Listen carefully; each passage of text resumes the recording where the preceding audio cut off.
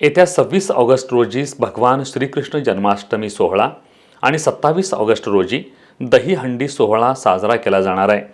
मात्र समाजातील काही लोक भगवान श्रीकृष्णाच्या जीवनाबद्दल आणि चरित्राबद्दल लोकांमध्ये गैरसमज पसरवत आहेत।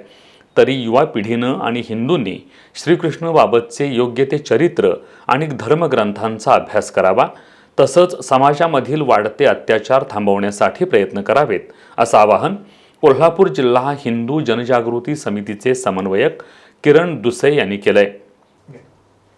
नमस्कार, मी किरण दुसे, हिंदू जनजागृती समिती कोल्हापूर। आता 26 तारखेला श्रीकृष्ण जयंती म्हणजेच गोकुळाष्टमीचा उत्सव आपण सर्वजण उत्साहात साजरा करणार आहोत। त्याचप्रमाणे 27 तारखेला दहीहंडी म्हणजे गोपाळकालेचा उत्सव सुद्धा आपण सर्वजण उत्साहात साजरा करत आहोत। आज आपण पाहतो की भगवान श्रीकृष्ण या भगवंताला आपल्या हिंदू धर्मग्रंथांप्रमाणे भगवान श्री विष्णूचा 8वा अवतार मानला गेलेला आहे। भगवान श्रीकृष्णाने संपूर्ण विश्वाला मार्गदर्शन करणारा आणि मनुष्याच्या जन्माचं ध्येय सांगणारा भगवद्गीता असा एक पवित्र ग्रंथ या विश्वाला दिलेला आहे। मात्र आज आपण पाहतो की भगवान श्रीकृष्णाच्या जीवनाबद्दल ज्या वेगवेगळ्या घटना आहेत, जे प्रसंग आहेत, त्याच्याबद्दल आज गैरसमज समाजामध्ये प्रसारित केले जात आहेत। या प्रसंगांमागचा भावार्थ समजून न घेता या संदर्भातले सगळीकडे चुकीचे मेसेज आज पसरत आहेत।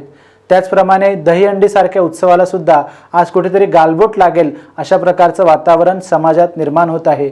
आणि अशा या परिस्थितीत मी आजच्या या निमित्ताने सर्व युवा पिढीला आणि हिंदूंना आवाहन करू इच्छितो की भगवान श्रीकृष्णाबद्दलचं योग्य चरित्र, धर्मग्रंथ याचा आपण अभ्यास करावा। त्याचप्रमाणे दहीहंडीचा उत्सव हा शास्त्रोक्त पद्धतीने कसा साजरा होईल यासाठी सुद्धा आपण प्रयत्न करावा।